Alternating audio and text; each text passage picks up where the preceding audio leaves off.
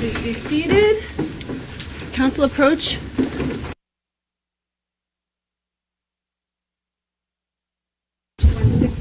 CR20 and 216-2022 CR2372. Council identify yourselves for the record. Good morning, Your Honor. Ben Agati for the state. Chris Knowles for the state. Caroline Smith with the Public Defender. All right, good morning. One moment, please.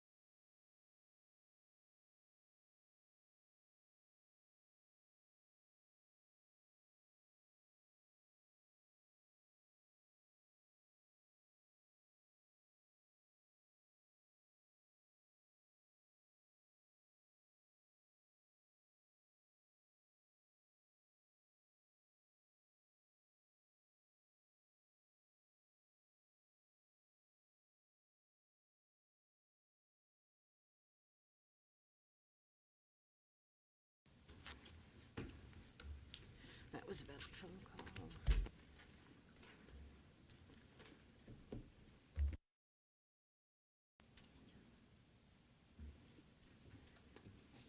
Thank you.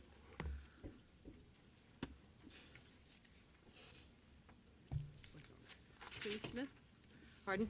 Okay, just making sure you're ready for the state to proceed. Yes. Okay. When you are ready, Attorney Gotti, you may proceed. Thank you, Your Honor.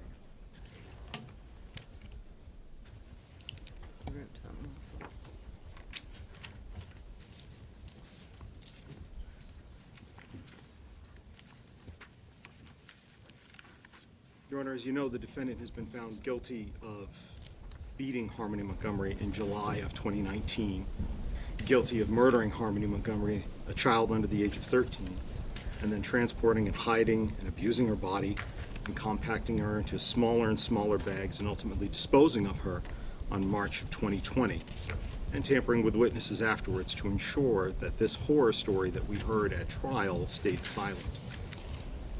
Under our law, after the second-degree assault, after what he did to her and the other crimes to hide other acts to hide his crimes, under our law in New Hampshire, that means that the mandatory minimum sentence that the defendant must receive for second-degree murder of a child under 13 is at least 35 years in prison. So the question for us today isn't why the defendant should get the minimum mandatory sentence. The question is, how can the minimum sentence ever apply to the crimes that were committed by this man? How can the minimum ever apply when he beat Harmony the night before and the morning of, and time again as he drove from the methadone clinic to Burger King and he beat her to death, and then covered her up to suffer and die in the car while he ate his food? The state's position is, how can the minimum ever apply when this court recognized at the last sentencing hearing that he had 15 years of convictions for, quote, some of the most violent and egregious criminal behavior, end quote, that this court had ever seen? How can the minimum ever apply when he's lied over and over again that he didn't kill his daughter and that she was safe somewhere when he was first asked by many different people? How can the minimums ever apply when he conceded at trial the crimes that involved the horrors that he inflicted upon her body from December 7th on forward up and until March, when he dumped her from the U-Haul that he had conned others into renting for him? How can the minimum ever apply when he's had opportunity after opportunity after opportunity to tell investigators and others where she is right now and she can't be laid to rest? There's nothing minimal about the crimes that he's being convicted for today. The state is not going to restate everything that's put forth in the state's sentencing memorandum word for word. The state's recommendation at this time is that the defendant serve 4 to 8 years, stand committed, for the crime of second-degree assault, which occurred in July of 2019, and that should then be followed by consecutive sentences of 3.5 to 7 years for his falsifying physical evidence, for what he did to Harmony's body, with a concurrent sentence of 12 months for the abuse of corpse misdemeanor, followed by another consecutive 3.5 to 7 years for witness tampering, for beating his spouse to ensure that she would stick to the story he created, followed by not less than a minimum of 45 years to life in the charge of second-degree murder. The state recognizes that this is just a recommendation. The decision today lies with the court, regardless of what the state says. But that's the state's recommendation today. However, Your Honor, if the defendant will right now tell us where he hid her body, sufficient for us to find her, if he'll tell us right now where he put that CMC bag, so that her family and the Manchester Police Department can recover her remains in the next 7 days, then the state would amend its recommendation to a minimum of 35 years to life and let the second-degree assault, falsifying physical evidence, abuse of a course, and witness tampering sentences be served concurrent. But right now, Your Honor, if he tells us where we can recover her and we do so within the next 7 days, we will change our recommendation to 35 years.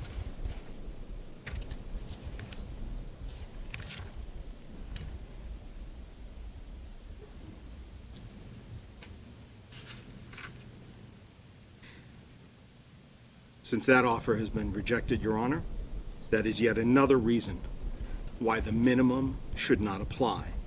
What I just said was not a stunt. It was not a theatrical event. I stated in closing arguments that there are moments in life where we are tested, where our failure or our success lies in whether we do the right thing at that moment in time. And time again, and about 30 seconds ago, the defendant chose again to be heartless and immoral and selfish and unapologetic, which for the purposes of you deciding his punishment and rehabilitation and his deterrence and coming up with the right sentence for him means that he has just yet shown you again in this courtroom, and for anybody else, that he is heartless, immoral, selfish, and an unapologetic murderer of his own child. Now, as I was saying again, there's certainly nothing minimal about what he did to Kayla Montgomery, to abusing her into lying for him. There's simply nothing minimal about what the defendant did to Harmony and what he did afterwards. And that's why now, having just given an opportunity, we're asking you to impose nothing less than 45 to life for the sentence of homicide. You should impose more, but 45 is a bare minimum that this defendant deserves for what he did to Harmony. She is gone forever. She didn't get sick and get old and pass away. Something didn't just happen that night. He happened. She wasn't able to be surrounded by the people that loved her, and instead, when this court determines punishment, deterrence, and rehabilitation, it should consider that Harmony died in pain and in fear under a blanket, and nobody deserves that, especially a 5-year-old child. And that kind of death is different and weighs in favor of more than the minimum sentence here. You can, if there was a thief here, Your Honor, you could order the return of stolen property, or you could order restitution. When you sentence a defendant for an assault case, the victim can receive treatment and compensation for her injuries, but in a murder case, there's nothing directly that this court can do for Harmony. She's already ultimately paid the price of the defendant's anger and cruelty and frustration, but what can be done is recognize the value of her life and the terrible way she died by giving the defendant a significant prison sentence, something more than just the minimum, and certainly not the sentence that the defendant may ask you for in a few moments. You can make sure that he's not going to hurt another child. You can do that for Harmony. And in that process, you'll also be doing justice for the people who cared about Harmony, for the many people that worked hard to hold her killer accountable. Most of those people, several of them, are in the courtroom today. Many more are out there. Some who are present here today would like a chance to address the court, Your Honor. Most notably, and I think has to be first and foremost, Your Honor, is Harmony's biological mother, Crystal Sword. She's present here today. She has prepared a victim impact statement that we have written that we can provide to the court afterwards, but we would like her to be able to speak to you and present her thoughts. Should we do so?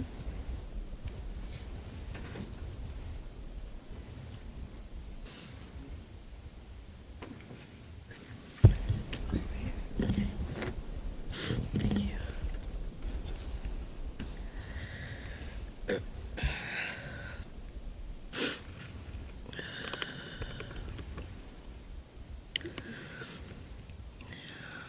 To the monster who murdered my baby. I did not kill my daughter, and I look forward to trial to refute those offensive claims. That is all you have said about my sweet daughter's life. Another lie, like all the other ones you've told. Like the cover story you told, that you dropped her off with me, knowing full well and good if you had, she would be thriving right now. Not beaten and stuffed in a CMC bag where you put her. She had a life worth living, unlike your own. And it bothered you to your core that she was nothing like you and everything like me. Beautiful inside and out, funny, smart, sassy, loving, and most of all, kind. She wasn't a coward like you, and I'll be forever grateful for that. You're a coward who has to be in control of everything and everyone around you, insecure and paranoid. The list goes on. She is none of those things. She lit up a room when she walked in. She made a mark wherever she went, and you couldn't stand it. She was an incredible big sister. She loved her brother, Jameson, to her core, and I know she loved your sons too, no matter the picture you tried to paint of her. December 7th will forever be the darkest day of my life. The night you beat her to death, I woke up in the middle of the night in agonizing pain, from my head to my toes, and I felt like I was dying, not knowing, in the most brutal way, a part of me was dying. Suffering in that back seat for 20 minutes while you and your wife fed yourselves and your other children, and you got high. 20 minutes that you could have used to save her life. Did she cry for me? Did she scream? Did she beg you to stop? I'll never know. Because like I said, you're too much of a coward to tell the truth and do one good thing for Harmony. You may have taken her physically from me, but she is always, always with me. And I will forever look for her until the end of my days. But I hope that every day and every night you're on this earth, you hear nothing but my baby's giggle. I doubt you ever heard it in this life. All she knew with you was misery and fear. I hope you hear her sweet voice telling you to stop hitting her over and over, or how she looked the very last time you saw her, broken and bruised. You were supposed to protect her, yet you did the opposite. Harmony wasn't anything to you but property that you could throw away when she was more of a burden to you than a meal ticket. Your hatred for me led you to act on your monstrous, controlling ways, and you took her because you just could not let her come home where she belongs. My love for Harmony outweighs my hatred for you, but they both gave me the strength to listen to my instincts and to help the police put you away forever. Harmony will live on through me, and you can't do anything about it. You can't do anything to stop it. I wish you nothing but pain and misery for the rest of your pathetic life, and with or without you, we will find my daughter. I always knew you weren't a good person, which is why I left you. I just never knew to what extent, but now I know you're just plain evil.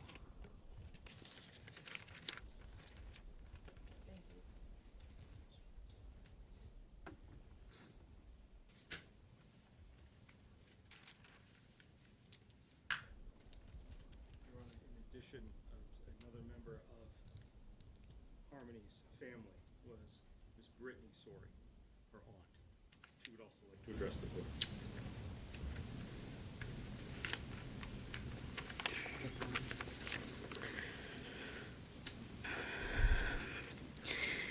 To the most vile human on the planet, the day Harmony was born is the day that will forever feel like it was just yesterday.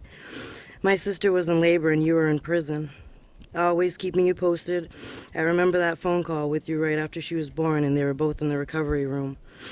I was talking you down from how scared you were because you just wanted to be the best dad. And I believed in you and reminded you how good you were with my daughter, that you would be the best dad and not to worry. I couldn't even believe how wrong I actually was. You are a monster, Adam. Not the monster who's in your nightmares or the ones that terrify you when you're little.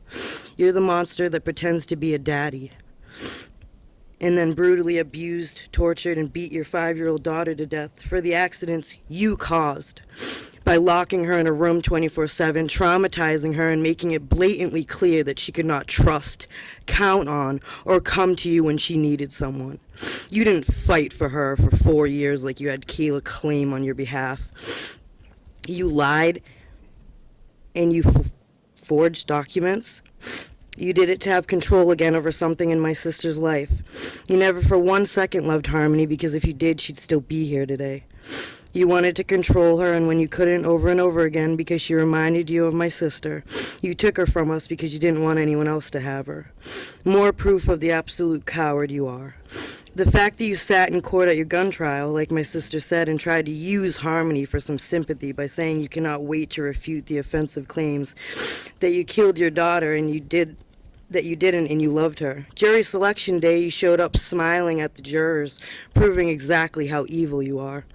Then tell the judge the day of opening statements that you did all but kill her and expect a bunch of people to believe yet another lie from you.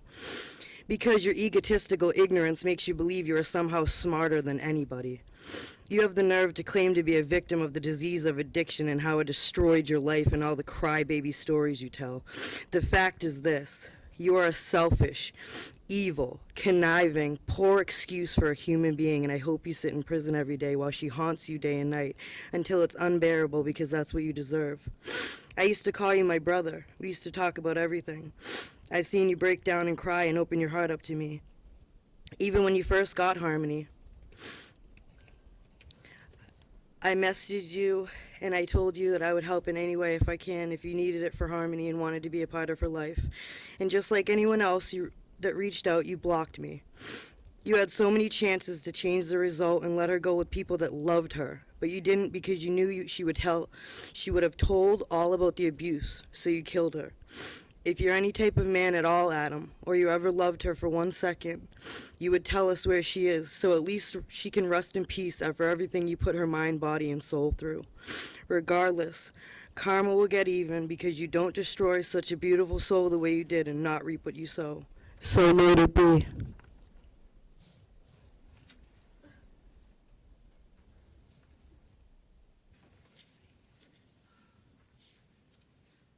Honor, one of the other individuals in this particular event who is not present here in the courtroom today, but is the victim of the crime, that is the victim of the crime of witness tampering, is Ms. Kayla Montgomery. She has prepared a statement. We have submitted there. We will be submitting that to the court as well. It has been provided to the defense counsel.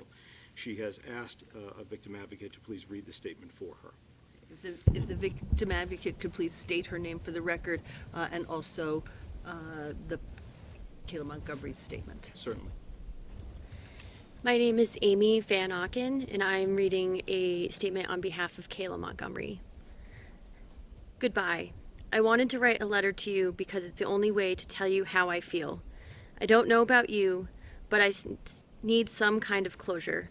I will forever have a place in my heart for you, whether you believe me or not. You were my best friend, my husband, the person I chose to spend the rest of my life with. You are the father of our children we have together, and I'm forever grateful for having them. I will never forget the birth of our first son we have. That was one of the many best days of my life. We had just gotten married and started a family of our own. I'll never forget when your grandmother said to me, "You're the best thing that has ever happened to my grandson." I will always remember the births of all the children we have. Also, when you stepped up to be a father to Harmony. You worked so hard to get custody of her, and it took a few years, but you got her. I won't forget the day we picked her up and brought her home. We were so excited. Then, during the summer, was when we both started to go downhill because of relapse. After 5 years of sobriety, that was the beginning of the chaos. By the time Thanksgiving came around in the year 2019, we were losing everything. My job, our place to live, and after living in a car for a few weeks, we lost that. At the same time, Harmony dies because of your anger and hitting her so many times. We didn't even know she passed away until the car died, and we had to take our kids out of the car. She didn't respond. She was lifeless.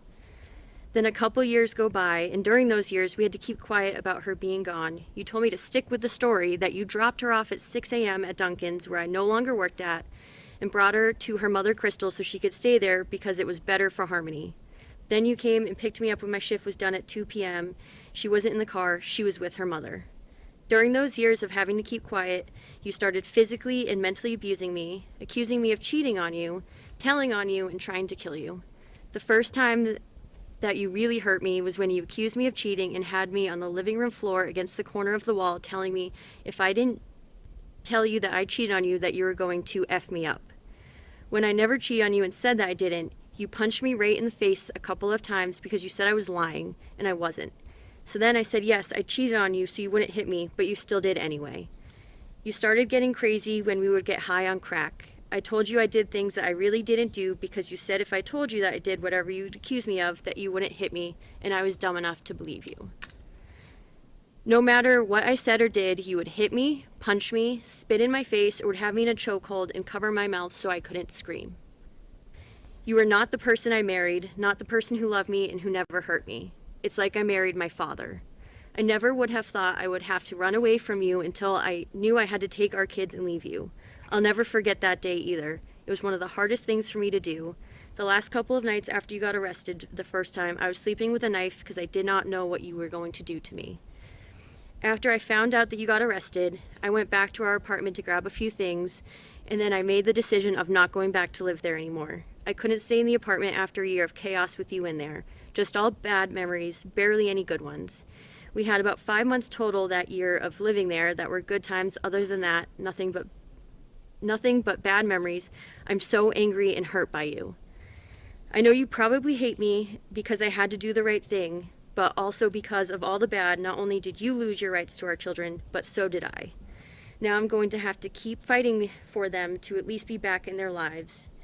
You seem to forget you cheated, not me, and you just left the kids and I for some girl, packed your stuff, and left to another state.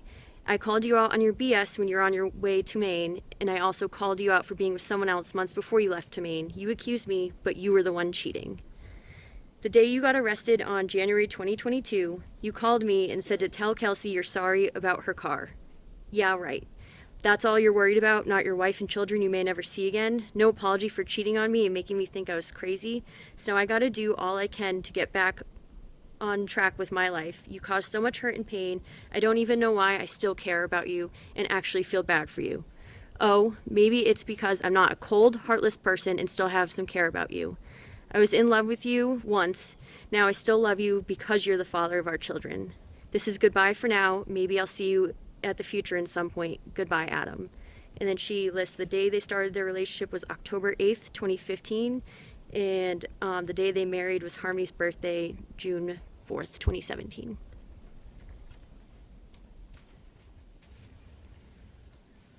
Your Honor, one family member who I've heard from yet is with regards to a very young man. This is Harmony's younger brother, Jameson. He lived with Harmony up until the age of 1, saw her as late as 18 months in his life. Both of his parents are here, Mr. Blair Miller and also Mr. Jonathan Bobbitt Miller, and they have a statement they would like to present.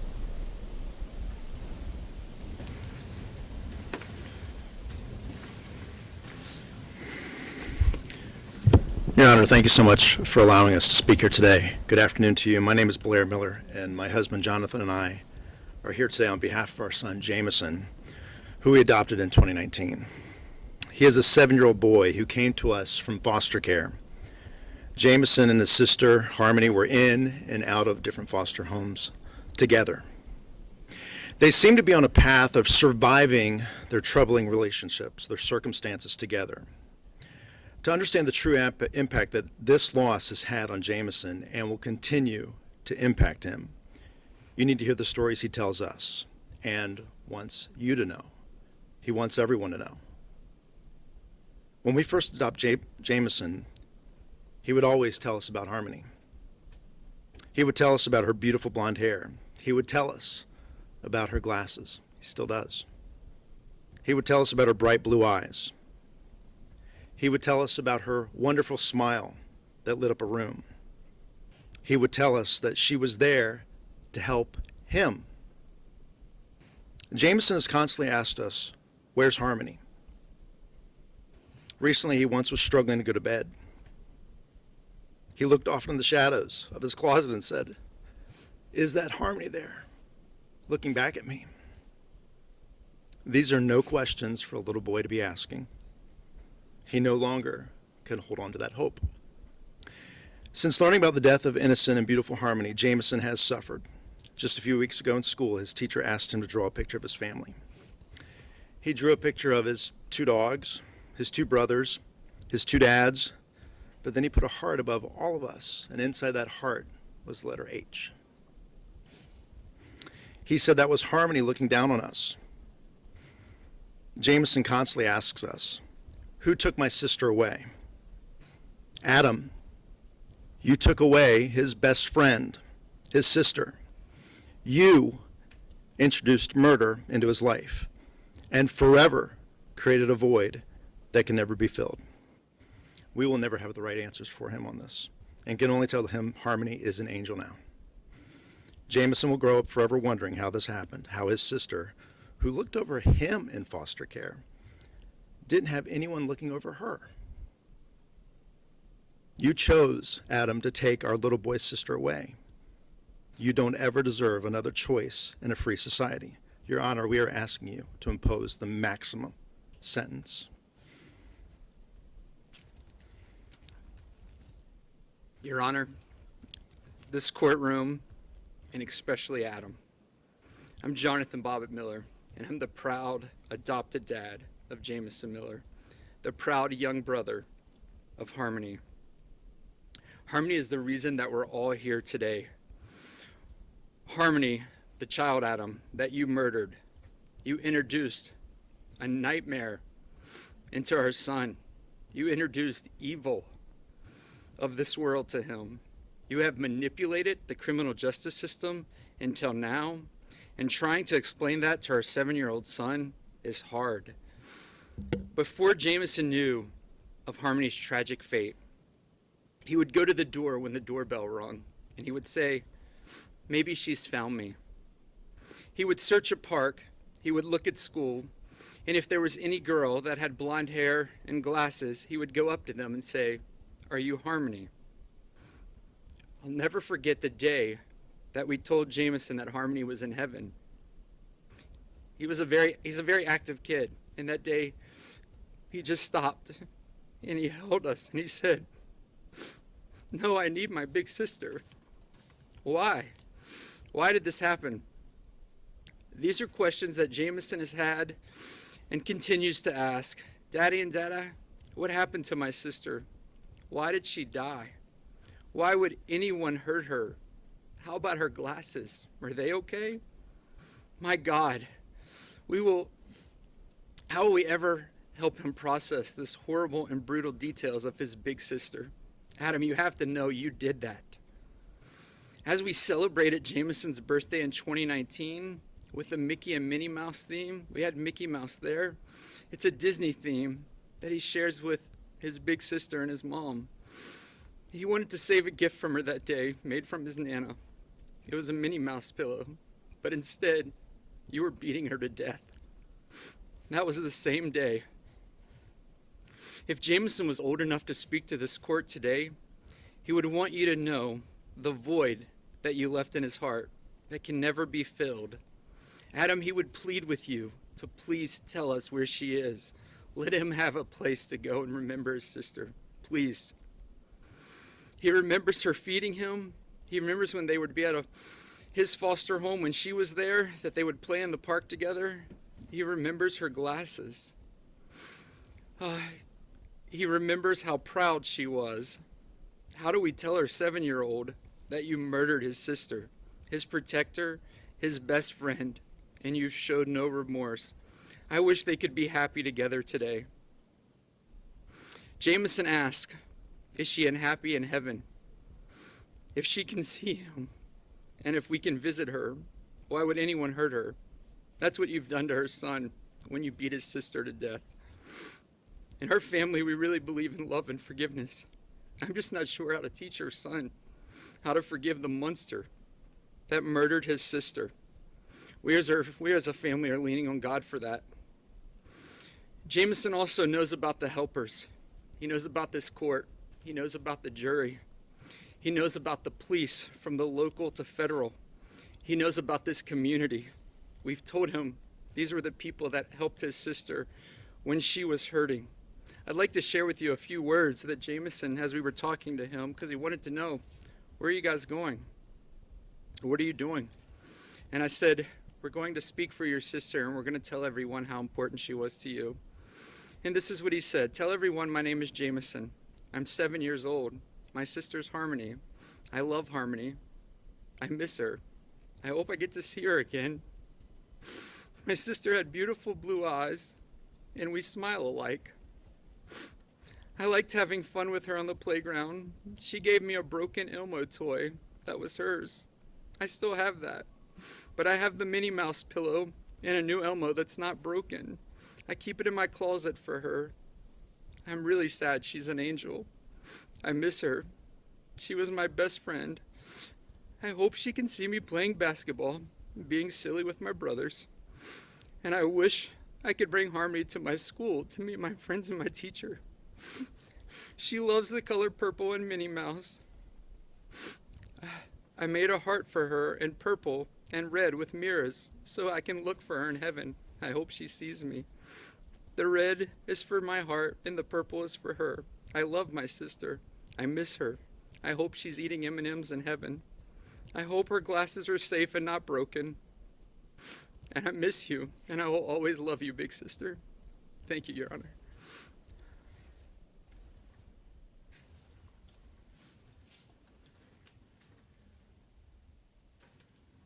Your Honor, finally, with us today is Harmony's foster mother, Michelle Rafferty.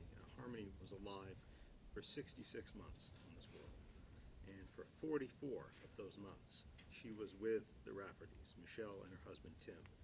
They've both prepared a statement as well and would like to speak with you today.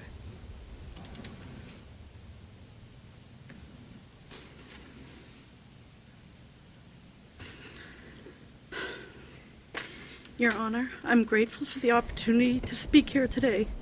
This is truly the hardest thing I have ever had to do.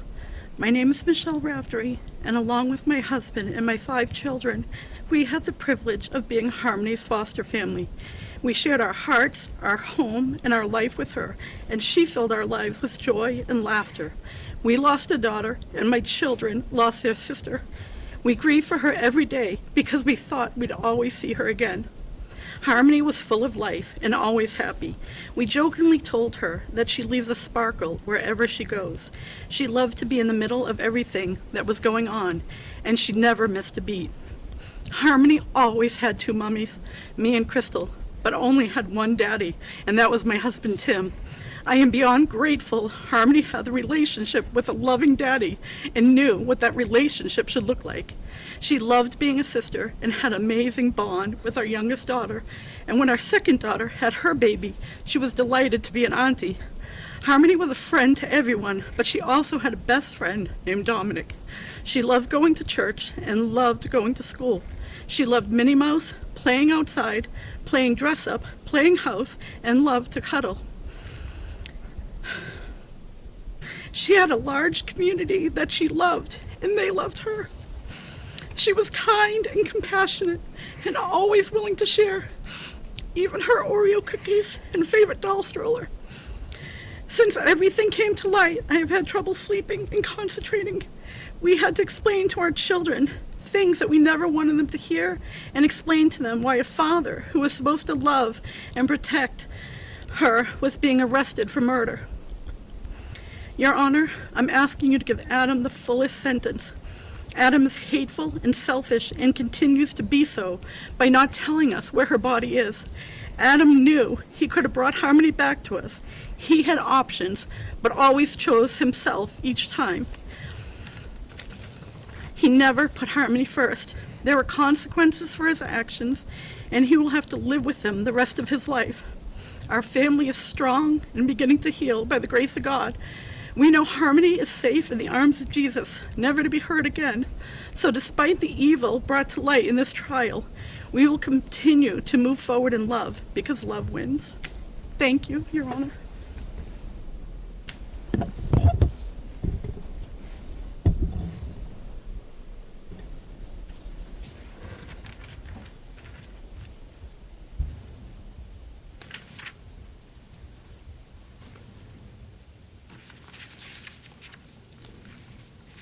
Your Honor, in addition to those statements, the state is asking you to consider not only all of the details and the facts that you heard during trial, and not only, as you would for any defendant, their criminal history, of which is laid out there and which this court is already well aware of, But we are also asking the court to take into account 2 additional charges which are still pending. Firearm that was belonging and was owned by a Mr. Yule, and also a high-point handgun. These are 2 charged but not yet adjudicated offenses that can be considered by the court when it comes to sentencing. We did not ask you to take the defendant's murder of his daughter into account at the last sentencing for the other firearms, given that it had occurred before her death. But these 2 not yet tried armed career criminal charges, offenses for weapons, belonging to Mr. Yule and the high-point handgun should be considered to show that the minimum does not apply to this man. The court is already aware of the defendant's statements to many other people, many other people through many different facets of his life, with regards to being asked where his daughter was and for him to lie to them. This was subject to many different interpretations. The court has discussed this on different times, in different hearings. With regards to those events and with regards also to the gun crimes that I speak of, Mr. Yule's firearm and the high-point handgun, we feel that the state has already shown the requisite level of certainty that the defendant has done these crimes. He's been indicted by the grand jury. We've discussed them. Parts of the evidence that support them have already been presented to the court. But we have also asked for Detective John Dunleavy to be present from the Manchester Police Department, who can provide additional information if the court so chooses to hear that. So at this point, I would leave it up to the court's discretion if and when the court should be considering those 2 charges as part of coming up with the appropriate sentence for the defendant today. But he is here in the courtroom. All right, thank you. I don't feel that I need to hear from him at this juncture. If the court feels it necessary to hear from him, I will do so later. Thank you. Thank you, Your Honor. Your Honor, one of the things that you saw during trial were the many different ways in which the defendant tried to conceal his crime, not just physically, but also with false statements and lies to others. Lies as to where she was, as to what had occurred, where it had occurred in the car, where he was at the time. Even lies, as you heard from some witnesses, as to whether or not he loved or cared for Harmony in the first place. You heard and saw the defendant try to sell his lies to anybody that would listen. And why does that matter? Because it's one thing to deny the charges that the state then, and hold the state accountable to bring forth proof beyond a reasonable doubt, but it's another one to actively lie and deceive and blame others. And a defendant who does that, like this defendant did, is different and is deserving of more than the minimum punishment. You've even heard yourself how the defendant tried over and over again to get Kayla Montgomery to lie for him. The testimony we heard at trial included the verbal threats to her, beating her, photographs that we saw of her black eyes, testimony from other independent witnesses of him either hurting her or her running away, being injured, or grabbing a cell phone out of her hands and manipulating her even months later to get rid of telephones that had evidence of the crimes on them. You've seen those bruises, you've heard those stories from independent eyewitnesses. That was not just an attack on her, that was an attack on our system of justice. And to hold him accountable for that independently, consecutively, to the actual underlying crime of the homicide and the second-degree assault from before. As you've seen in this case, if we don't do that, if we don't hold people accountable for those actions afterwards, then the criminal justice system is failing because it allows defendants everywhere under the concept of general deterrence to think that they can tamper with witnesses and destroy evidence. And if they're caught, well, it'll just be subsumed by the underlying crime. That's another reason why the more than the minimum sentence is necessary. And finally, I'm not going to go into full detail on it, Your Honor, but you've seen in the state sentencing memorandum, there are 3 cases that are on point and when looking for comparison here. And those are State versus Caitlin Marin, State versus Mark Heath, and State versus Chad Evans, all cited in our sentencing memorandum. In those matters involved individuals who were convicted of reckless second-degree murder for injuring children. And all 3 of those individuals, either immediately after trial or at sentence review, all had sentences that were in their 40s. And all 3 of those people didn't have the criminal history that this defendant has. And all 3 of them didn't do afterwards to their victims and what they did to their bodies, what he did to Harmony. So in the state's mind, how can the defendant here get anything less for that? His behavior is worse. When we look at that, if and when he should ask for sentence review after today, if they look at that, we don't feel that there's any way that they could equate that his behavior was less than theirs, or that his punishment should be less than theirs.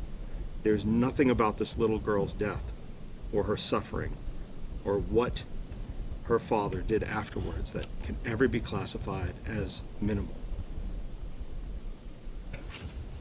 He is still determined, 5 years later, that she have no peace, no justice, no rest. So the state is asking him to do what justice requires, and that's nothing less than the state's recommended sentence. Harmony deserves it, her family deserves it, the people of the state deserve it, and definitely this defendant deserves it. Thank you. Thank you. Attorney Smith? Thank you, Your Honor.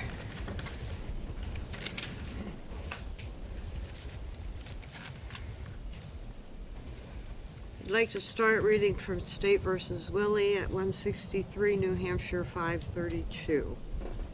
We held that just as it is unconstitutional to increase a defendant's punishment because he refuses to admit guilt, so too is it unconstitutional for a court to draw an adverse inference of lack of remorse from a defendant's silence at sentencing. Because the only affirmative way for a defendant who maintains his innocence through the criminal process to express remorse at sentencing is to forgo his right to remain silent. Using a defendant's silence at sentencing to infer that he lacks remorse generally violates the defendant's constitutional privilege against self-incrimination. The state said that their offer to reduce or offer a reduced sentence of 35 years if Adam Montgomery took particular action within the next 7 days, and his reaction to that reflected heartless, immoral, no remorse. You can imagine, anybody can, that somebody walking into a sentencing hearing for something where he maintains his innocence that he did not do would be a difficult situation. That person would be assisted by his counsel, who would understand that being vilified for something that you didn't do would be difficult, who would understand that when people are trying to throw him away forever for something that you didn't do would be difficult, and that he would be schooled in reactions and how to react and how to appropriately respond within this courtroom. The state was doing a stunt. They were seeking a reaction today from Adam Montgomery in the courtroom by their stunt for something that they said, give us 7 days, and then Mr. Montgomery, acting appropriate with his counsel's representation, was called heartless, immoral, and no remorse. Mr. Montgomery does not have to express remorse here for something where he maintains his innocence. It would violate his constitutional rights against self-incrimination. And talk a little bit about the use of priors, as argued in the state's memorandum, to elevate what is a sentence as a mandatory minimum that is extraordinarily high, and it is high because anytime a child dies, an innocent child dies, deserves a strong punishment.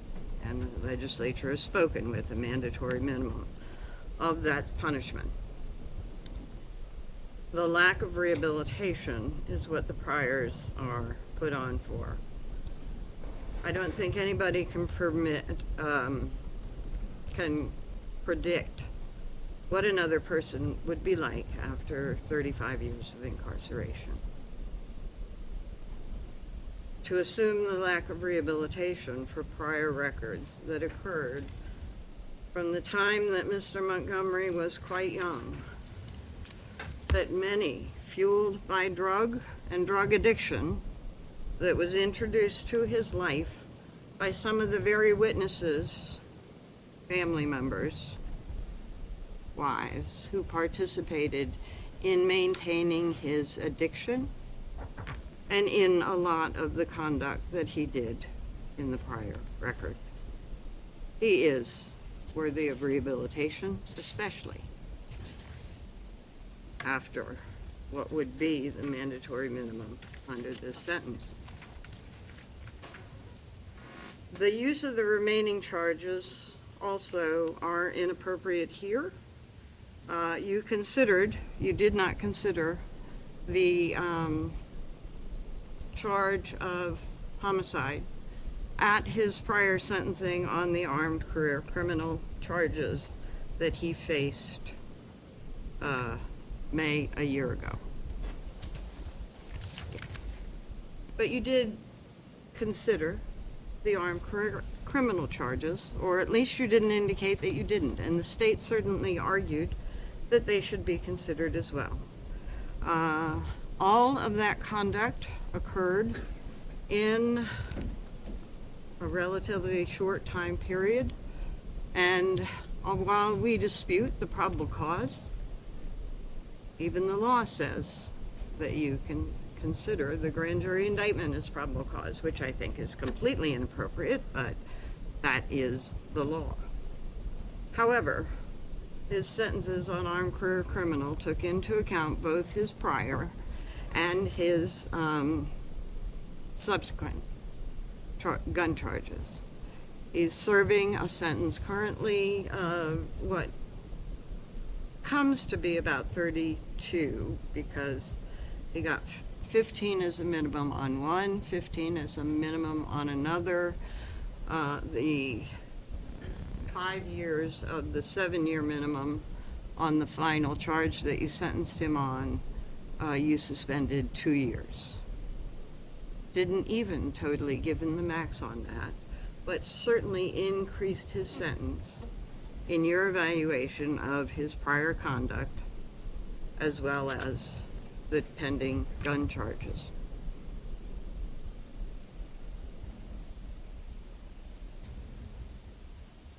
Another issue I need to address, and I'm afraid we only addressed part of it in chambers, my fault. The names of the no contact order I don't have, so we don't have a position on that as far as the names. However, since the state has asked for an incarcerated sentence on each of the charges, I don't believe a no contact order can be issued on the charges under interpretation of current law. However, I will say that the names will be provided to Adam, and I can assure this court that Adam will not seek any contact with the Sorrell family. Family.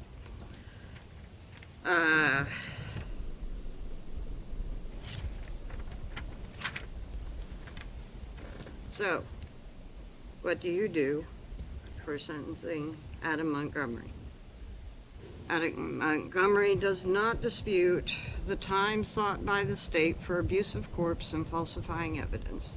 The state has requested maximum sentences on that, consecutive, and Adam does understand that it affected the investigation and that behavior affects justice in the court system. And he does not dispute the sentences requested by the state on that. However, while he maintains his innocence, he also knows that you will be sentencing him on the other charges because he has been convicted, and any other action he takes will have to be after sentencing.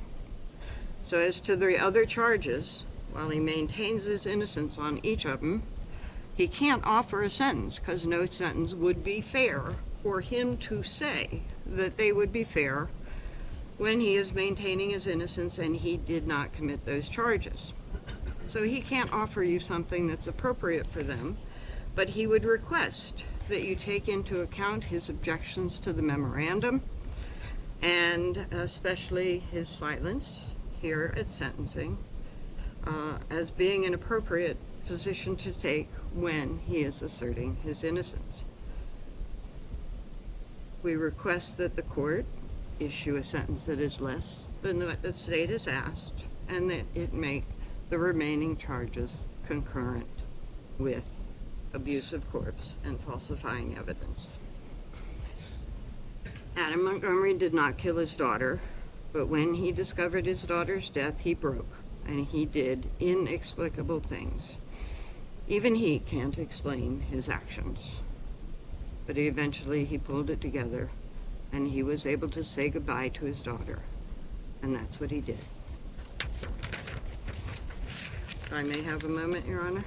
Yes, you may.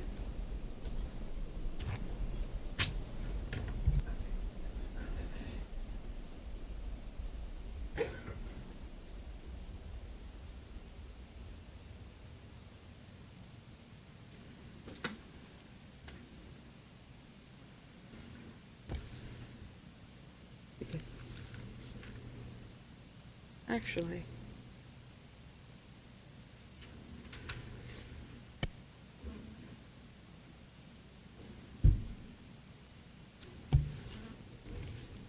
my co-counsel has reminded me of something, and again, this was something that was not in the sentencing memorandum, and it was last minute, and it is the stunt that was pulled by the state, and it is that plea offers, responses, negotiations are inadmissible, and I think that they are inadmissible for any purpose, including sentencing. Certainly, I know in other cases, if I was to say the state offered something pretrial and now they're seeking twice that, the state would shut me down under that rule, which, 410? 410. So I think that entire stunt should be stricken from the record as well. Briefly, Your Honor, I made no such comment about plea offers that were made prior to trial in any way, shape, or form. When I called the defendant heartless, immoral, selfish, and unapologetic, and in doing so, it's about the two crimes that he has admitted that he has done. It's the falsifying physical evidence, and it's the abuse of corpse, which he admitted and even told the jury that they could find him guilty of. Those are the ones relating to the placement of the body. There's no reason to hold on to that piece of information with regards to that. The statement is not offering anything because this completely lies within the hands of the court.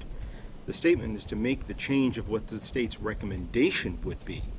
It's not an offer of a guaranteed sentence in any way, shape, or form. And again, it's on those charges, the one where he does not maintain his innocence anymore. Falsifying physical evidence and abuse of a corpse.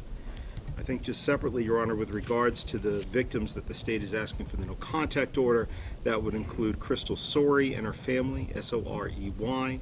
That would also include the Miller family, Your Honor, and that would be Harmony's brother's family, and as well as the Rafferty family. I can provide those spellings to the court monitor afterwards. I think those are the only additional things that the state wants to add. Attorney Gotti, what do you say to the Steve v. Toll issue that's raised by the defense about the no contact order on stand committed sentences, where all of the sentences that you're asking for in this case are stand committed, but you're also asking for the no contact provision? Your Honor, I think with regards to that, rather than to prolong this particular hearing, the state would then also ask for a $5,000 fine on each felony for that to be suspended for the period so that the no contact order can be obeyed during that time period. And if he violates the no contact order, then that could be imposed. Suspended for what period?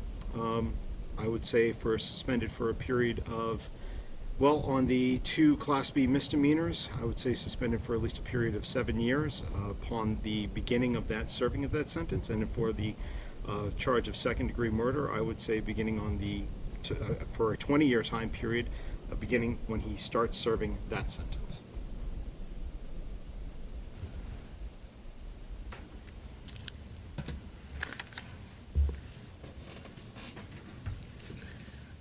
Do you want to address that, Attorney Smith? I'm just thinking about that for a moment. I mean, Attorney Gotti, on that, the consequence of a violation of the order would be the imposition of the fine. That's correct, Your Honor. Okay. for clarity in sentencing, I think 5,000 is illegal for any one of those charges, although certainly combinations of certain charges can equal that amount. I think it's 6 of one, half a dozen of another, because as I said, with regard to the family, Crystal Sorey and her family, Mr. Montgomery will not be reaching out to any of them. All right, thank you. Council approach for just a minute.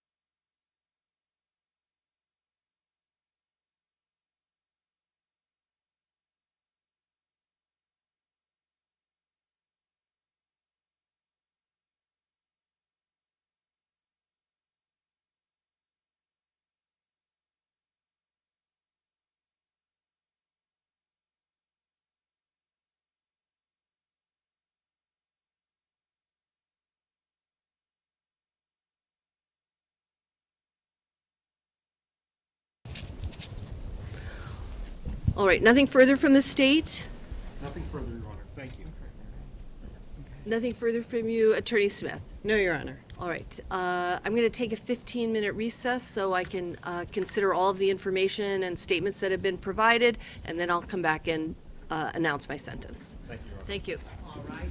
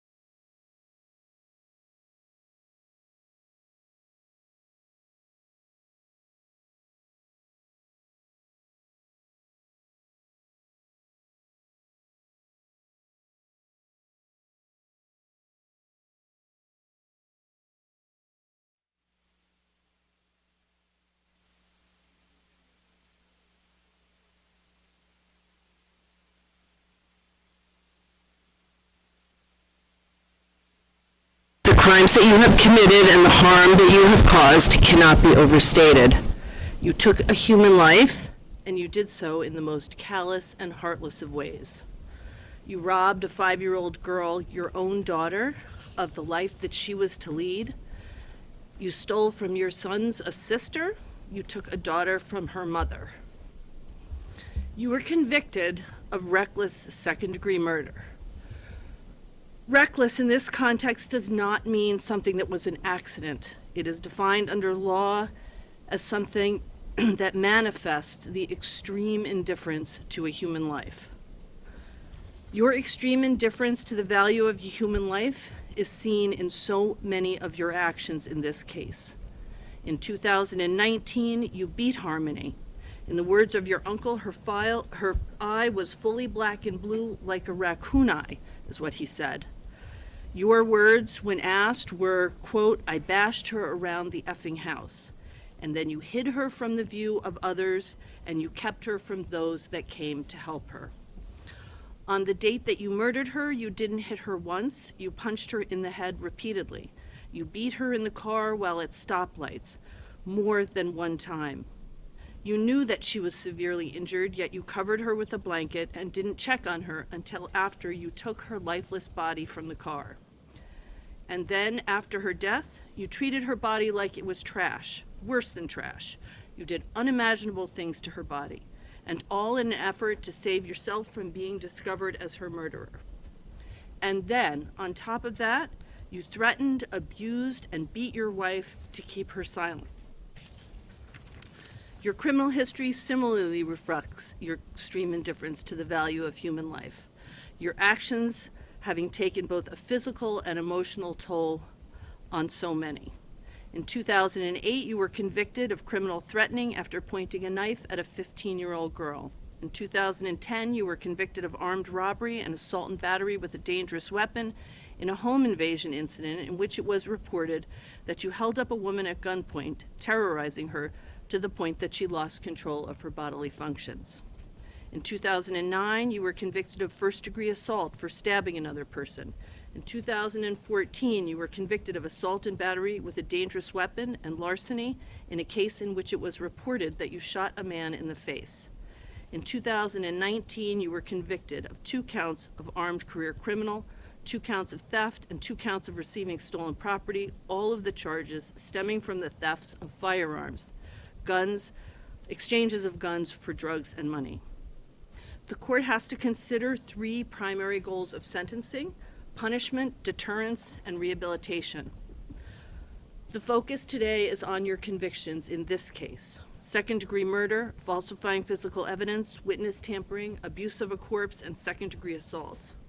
But the prior convictions are important, and they're important as well as each of them reflects not just your extensive criminal conduct, but each of them represents an opportunity after sentencing for you to have changed the trajectory of your life, to change how you were treating other people. But you were either unwilling or unable to do so. And as a result, at this point, the court has the responsibility to impose a sentence that not only punishes you harshly for the crimes that you have committed, but considers deterrence, that is, how to keep you from hurting others. In light of the egregious nature of the crimes of which you have been convicted in this case, and taking into consideration your extremely violent criminal history, the court finds the only way to do this is to keep you off the streets. To the extent you seek to rehabilitate yourself, that will have to happen behind the prison walls. Harmony was an innocent 5-year-old girl. You treated her in the worst of possible ways, in both her life and in her death. Therefore, the court sentences you as follows.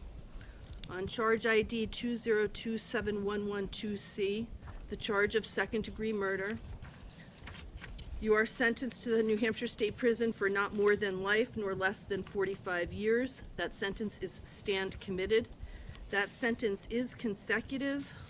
All of these sentences, I should say now, are consecutive to each other, as well as consecutive to docket 216-2022 CR 577, which are the sentences that you're currently serving.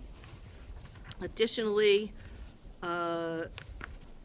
You're to participate meaningfully and complete any counseling, treatment, or education programs as directed by the correctional authority or probation, parole. Law enforcement agencies may return evidence to its rightful owner. You are ordered to be of good conduct and comply with all the terms of this sentence. This is also consecutive to the second-degree assault charge in the docket ending in 20. That is charge ID 1937947C. Do you have any questions about that sentence? Nope. On charge ID 2027113C, falsifying physical evidence. On this charge, you are sentenced to New Hampshire State Prison for not more than 7 years nor 3.5 years. This sentence is stand committed, consecutive to all of the other charges that I'm about to read you, as well as consecutive to the second-degree assault charge in the docket ending in 20 and the sentences that you are presently serving. You do have the obligation, as with the other sentences, to meaningfully participate in programming as directed by the correctional authority or probation, parole. You're ordered to be of good conduct and comply with all the terms of that sentence. On the charge of tampering with witnesses and informants, you are sentenced to the New Hampshire State Prison for not more than 7 years nor less than 3.5 years. Again, this sentence is consecutive to the additional sentences that I've read to you that I'm reading to you in this case, as well as docket ending in 20 and the sentences that you are presently serving. You have the same obligations for participation in programming, and law enforcement may return evidence to its rightful owner. On the abuse of corpse charge, on this charge, you are sentenced to the maximum penalty of 12 months at the House of Correction. All of this sentence is suspended for 25 years. If it were to be imposed, it would be consecutive to the sentences that I read to you. And on this charge, you will also have the provision of a no contact order, and that is no contact with the Sorey family, the Miller family, and the Rafferty family.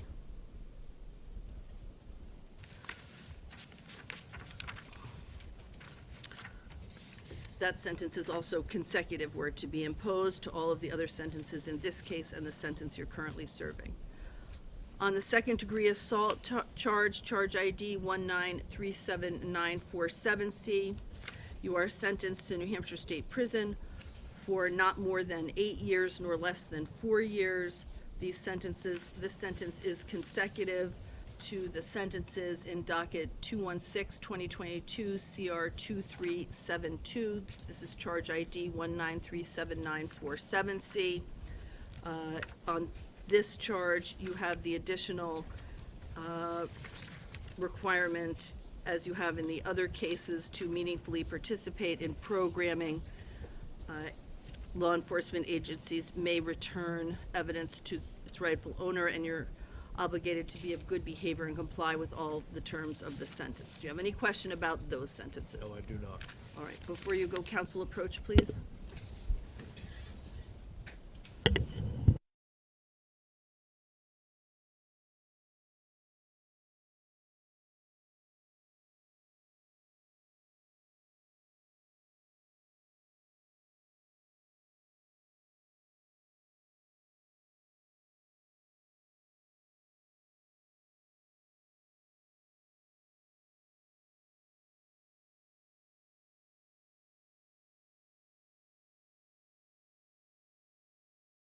The sentences that I just reviewed with you, Mr. Montgomery, are imposed in light of the extended period of incarceration. The court will also make the finding that you do not have an ability to pay your attorney's fees, so there will not be an obligation for those in these matters.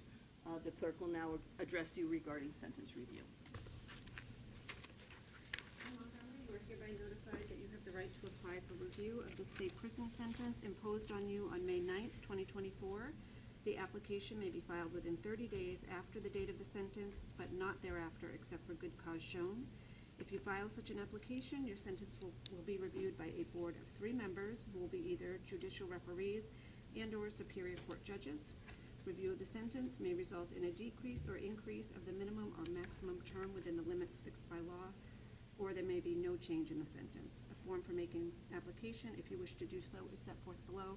Mr. Montgomery, this applies for both cases 216-2022 CR 20 and 216-2022 CR 2372. I'll leave those with you. Thank you. Do you want to sign them now?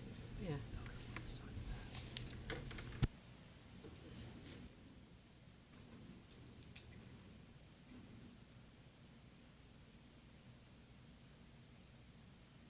Anything further from the state? Thank you, Your Honor. Anything further from you, Attorney Smith? No, Your Honor. Thank you. Thank you, everybody.